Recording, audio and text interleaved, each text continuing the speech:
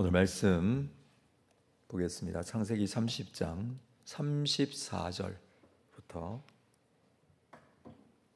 43절까지 말씀입니다.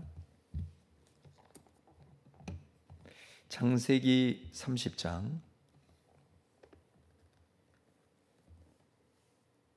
34절부터 43절까지 말씀을 한 절씩 교독하겠습니다. 라반이 이르되 네가 내 말대로 하리라 하고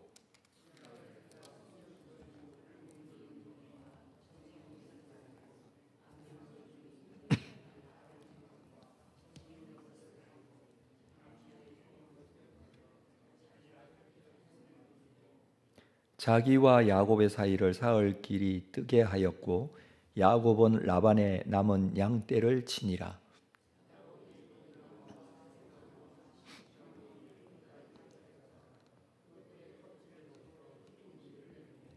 그 껍질 벗긴 가지를 양떼가 와서 먹는 개천에 물 구유에 세워 양떼를 향하게 하매 그 떼가 물을 먹으러 올 때에 새끼를 베니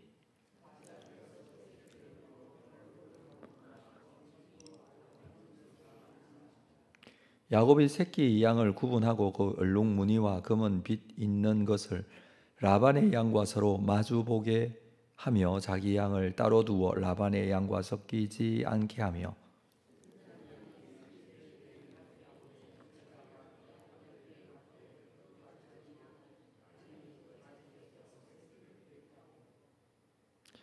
약한 양이면 그 가지를 두지 아니하니 그렇게 함으로 약한 것은 라반의 것이 되고 튼튼한 것은 야곱의 것이 된지라.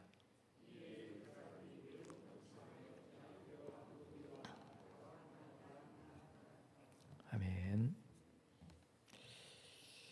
창세기 30장은 라반의 집에서 살았던 야곱의 삶의 모습을 보여줍니다. 그동안 야곱은 라반의 집에서 14년 동안이나 일을 하게 되었죠. 라헬을 위해서 7년, 그리고 레아를 위해서 7년. 14년이 지난 후에 야곱은 라반에게 이 처자식과 함께 집으로 돌려보내달라 이렇게 요구를 합니다.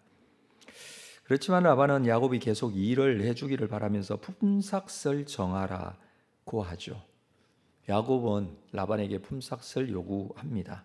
그것은 양 중에서 아롱진 것, 점 있는 것, 검은 것은 그리고 염소 중에서도 이런 점이 있고 아롱진 것을 야곱의 것으로 앞으로 태어나는 것에 대해서 이렇게 품삯을 정하게 됩니다.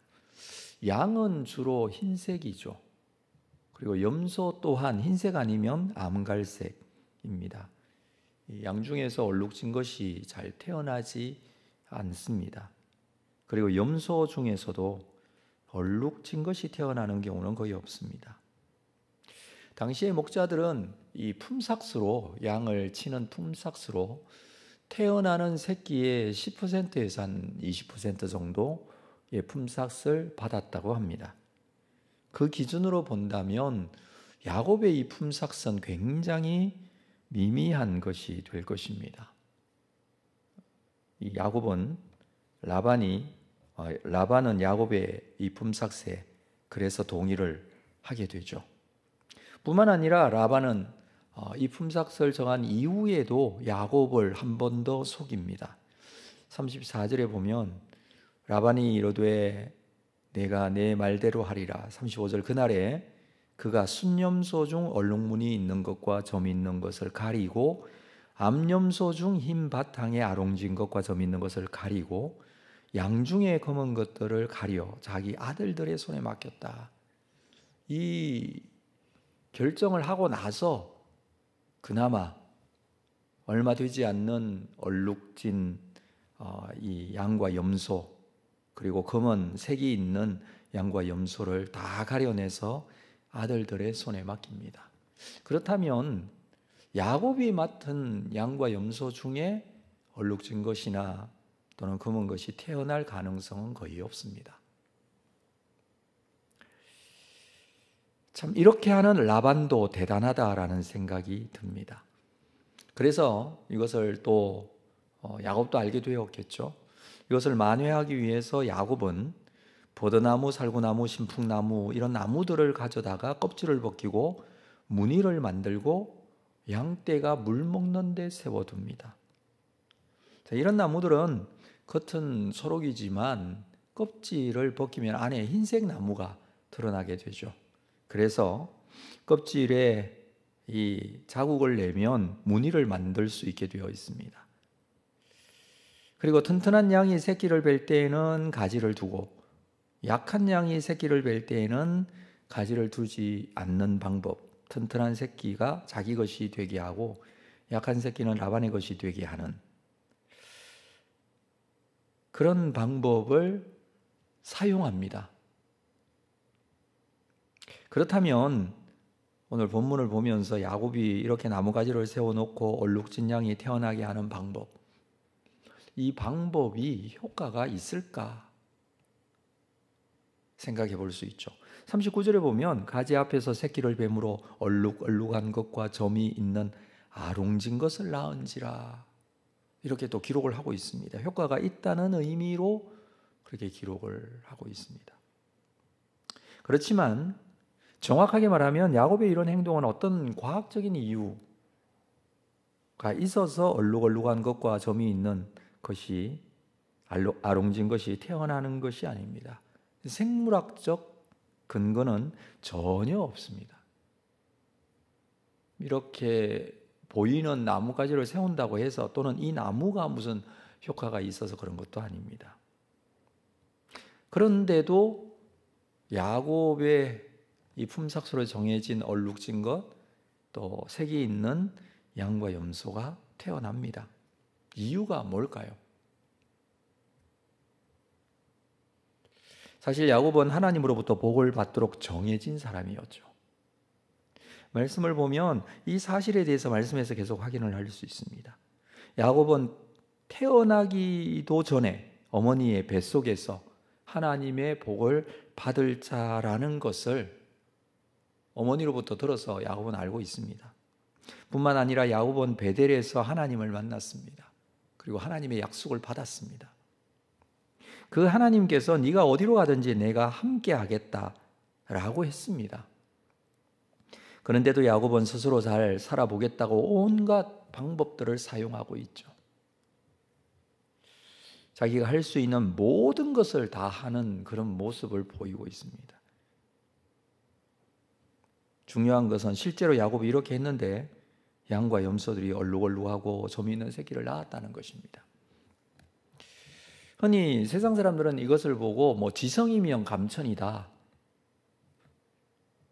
하늘은 스스로 돕는 자를 돕는다, 이렇게 말들을 합니다. 그렇지만 하나님을 믿는 우리들에게 또 이 말씀을 함께 묵상하면서 느끼게 되는 것은, 하나님께서는 야곱에게 복 주시겠다고 하신 그 약속을 그대로 지키고 계신 것입니다. 야곱이 어떤 방법을 사용하여 가축을 늘리게 되었는가, 그게 지금 중요한 것이 아니라 그 야곱과 하나님께서 함께 하고 계신다라는 사실이 중요합니다. 하나님의 약속이 있었어요. 태중에서부터 시작된 하나님의 약속, 베델에서 확인한 약속, 하나님께서 야곱에게 복 주시고 약속하신 가나안으로 돌아가게 하실 것입니다. 그런데도 야곱은 계속해서 자기의 생각으로, 판단으로 어떻게 해서든지 복을 받아보려고 애를 쓰는 그런 모습을 보여주고 있습니다. 야곱이 이렇게 행동했기에 하나님께서 복을 주신 것이 아니라는 것이죠. 야곱의 행동에 상관없이 하나님께서는 이미 야곱을 택하셨습니다. 그리고 야곱을 복된 인생이 되도록 하셨습니다. 비슷한 사건이 합한채 사건이었죠. 앞에서 일어났던 사건 중에 이 합한채 사건이 있었습니다. 라헬이 임신이 되지 않음으로 인해서 언니 레아에게 합한채를 삽니다. 이 일로 인해서 임신하지 못했던 라헬이 어쨌든 임신하게 됩니다. 그리고 요셉을 낳습니다.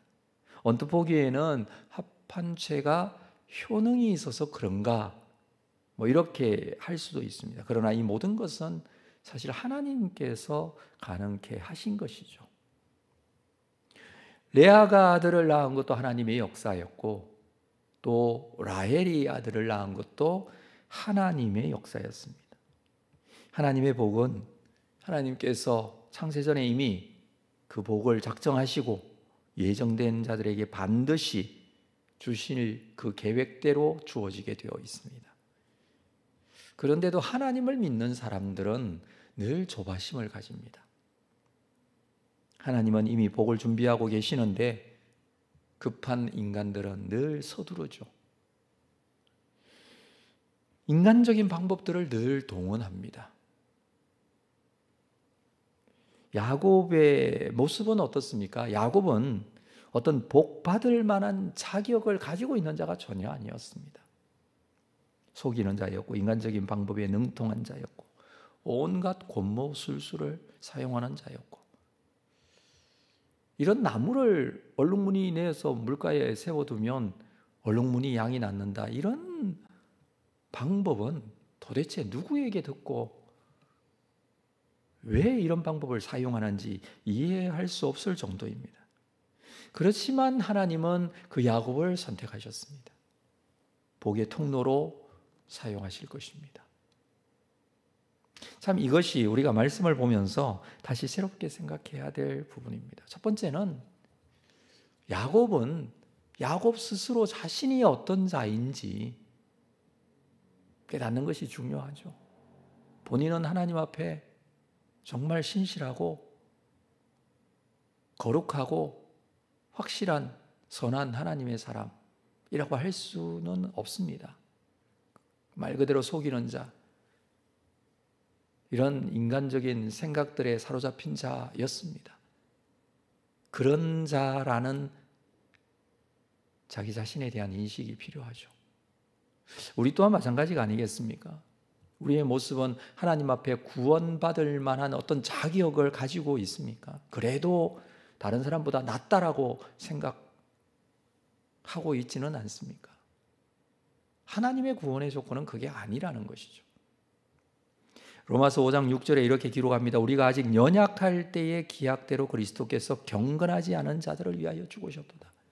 예수 그리스도의 십자가의 죽음은 아직도 연약한 자, 경건하지 아니한 자, 그 죄인을 위해서 죽으셨다라고 합니다. 8절에 우리가 아직 죄인 되었을 때에 그리스도께서 우리를 위하여 죽으심으로 우리가 죄인의 모습일 때, 10절에 곧 우리가 원수 되었을 때, 연약할 때, 죄인 되었을 때, 원수 되었을 때, 점점 강한 의미로 그렇게 말을 이어갑니다. 하나님과의 관계가 원수가 될 정도로 부족한데 예수님께서는 나를 위하여 죽으신 것이죠. 나를 구원해 주신 것이죠. 그리고 이것은 창세전에 이미 계획된 것입니다. 이 구원은 나에게 어떤 조건이 있지 않다라는 것을 보여줍니다. 하나님이 택하시고 원해 주셔서 구원을 이룰 수 있습니다. 야곱의 구원은 야곱의 어떤 가지고 있는 조건에 있지 않습니다. 하나님의 절대적인 은혜고 하나님의 역사이죠. 중요한 것은 야곱이 이것을 알아야 됩니다. 자기가 어떤 이 행위를 통해서 하나님께 가는 것이 아니라 하나님의 은혜로 태중에 택하여 주시고 복 주시는 하나님의 은혜가 있었다는 것. 우리 또한 마찬가지입니다. 오늘도 우리가 주님의 은혜 가운데 이렇게 기도의 자리에 나왔지만 하나님의 은혜로 이 자리에 있음을 우리가 다시 한번 확인할 수 있어야 합니다. 이사야 43장 1절에 보면 이렇게 기록합니다. 야곱아 너를 창조하신 여호와께서 지금 말씀하시느니라. 이스라엘아 너를 지으신 이가 말씀하시느니라. 너는 두려워하지 말라. 내가 너를 구속하였고 내가 너를 지명하여 불렀나니 너는 내 것이라. 왜 야곱아 그랬을까요? 그것은 야곱 같은 인간도 하나님께서 사랑하신다, 그런 의미예요. 오히려 그를 이스라엘의 12지파의 아버지로 삼으셨습니다. 그 야곱을 내가 창조했다. 그 야곱의 기질과 그 인격과 그런 모습도 하나님의 창조예요. 나의 이 부족하고 연약한 모습도 하나님의 창조예요. 그리고 너를 지명하여 불렀다. 이름을 거명하면서 너는 내 사람이다 라고 그렇게 말씀하시는 것이죠. 2절에 보니 네가 물 가운데로 지날 때에 내가 함께할 것이고 강을 건널 때에 물이 너를 침몰하지 못할 것이며 네가 불 가운데로 지날 때에 타지도 아니할 것이고 불꽃이 너를 사르지도 아니할 것이다. 분명히 말씀해 주고 있습니다. 내가 너를 지키고 보호하겠다. 너와 함께하겠다. 4절 말씀에서는 네가 내 눈에 보배롭고 존귀하며 내가 너를 사랑하였은즉 너를 내 눈에 보배롭게 여기겠다. 그렇게 말씀을 해주고 있습니다. 얼마나 간절한 하나님의 마음인지 몰라요. 우리를 향하신 하나님의 마음.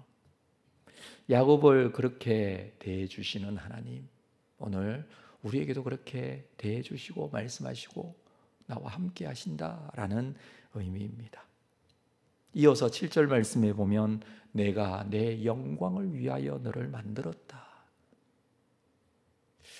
그럼에도 불구하고 하나님께서 우리를 그 연약하고 부족한 야곱 같은 인생들도 하나님께서 창조하시고 택하시고 그를 보호하시고 지키시는 이유는 내 영광을 위하여 너를 만들었다라고 하십니다. 우리를 하나님께서 구원하여 주셨다면, 그것에 대한 확신과 믿음이 있다면 하나님께서는 하나님의 사람을 하나님의 영광을 위하여 사용하실 것입니다. 오늘 우리 자신을 하나님께 내어드릴 수 있었으면 좋겠습니다. 이 사랑의 능력으로 하나님 앞에 살아가며 하나님께서 하나님의 능력으로 우리를 하나님의 영광을 위하여 삶의 현장 그 자리에서 사용하실 것입니다. 이 확신을 가지고 오늘도 나를 구원하신, 그리고 끝까지 나를 사랑하시고 나를 지키시는 살아계신 하나님 앞에 자신을 내어드리고 사용하실 수 있도록 그렇게 우리를 주님의 그 놀라운 하나님의 역사에 헌신적으로 또 쓰임받고 그 영광을 위하여 사용되어지는 귀한 은혜가 우리에게 있게 될 줄로 믿고, 이 믿음으로 오늘 우리가 살아내야 할 삶의 자리에서 믿음 가운데 승리하는 여러분들 다 될 수 있기를 주님의 이름으로 축복합니다. 기도하겠습니다. 하나님 아버지, 야곱과 같은 인생, 우리를 하나님의 사랑과 그 은혜로 하나님의 구원의 역사에 동참시켜 주시고 그 말씀을 알게 하시고 깨닫게 하시고 믿게 하셨습니다. 오늘도 부족하고 연약한 모습을 가지고 있지만 이렇게 다시 한번 주님의 은혜를 기대하고 주님 앞에 엎드립니다. 오셔서 우리의 심령 마음속에 임재하시고 함께 하시고 꼭 붙들고 계신다는 확신을 가지고 살아내야 할 삶의 자리, 오늘 하루의 삶 속에서도 믿음으로 주님 앞에 그의 영광을 위하여 쓰임받는 우리의 인생이 되기를 원합니다. 주님 사용하여 주시옵소서. 기쁘게 주님의 영광을 위하여 쓰임받는 삶이 될 수 있도록 인도하여 주옵소서. 예수님의 이름으로 기도합니다.